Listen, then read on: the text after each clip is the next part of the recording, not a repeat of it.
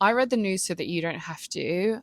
Imagine running an airline and you find yourself gambling on the oil prices in the middle of a war. As you can see from this headline, it says European airlines hold off jet fuel hedging in Iran war gamble. And that is exactly what is happening right now. Some of Europe's biggest airlines, such as Ryanair, Lufthansa, and EasyJet, are doing something pretty risky. So, in case you're unaware, what normally happens is that airlines hedge fuel prices. This means that they lock in a price in advance. So, if the oil price goes all crazy, they're protected. And they've already hedged about 80% of this year's fuel. A few things have changed this year, you'll no doubt be aware. So, what is it? Jet fuel prices have basically doubled since the Iran conflict kicked off. We're talking about $180 a barrel. And here's the key problem: about 40% of the global jet fuel flows through the Strait of Hormuz, which, if you weren't aware, is right in the middle of the conflict. So what airlines have basically done is they've hit pause. Ryanair CEO literally said, "We're not hedging for the next 3 months."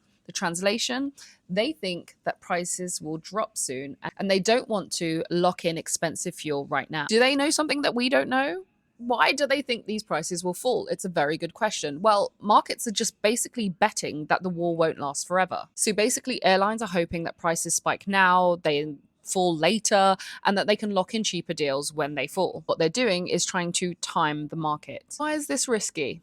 Well, what do you think? Basically, hedging isn't about being right, it's about being certain. If they're wrong and prices go even higher, they're exposed. No protection, no buffer, just vibes. And there are implications for the everyday Joe.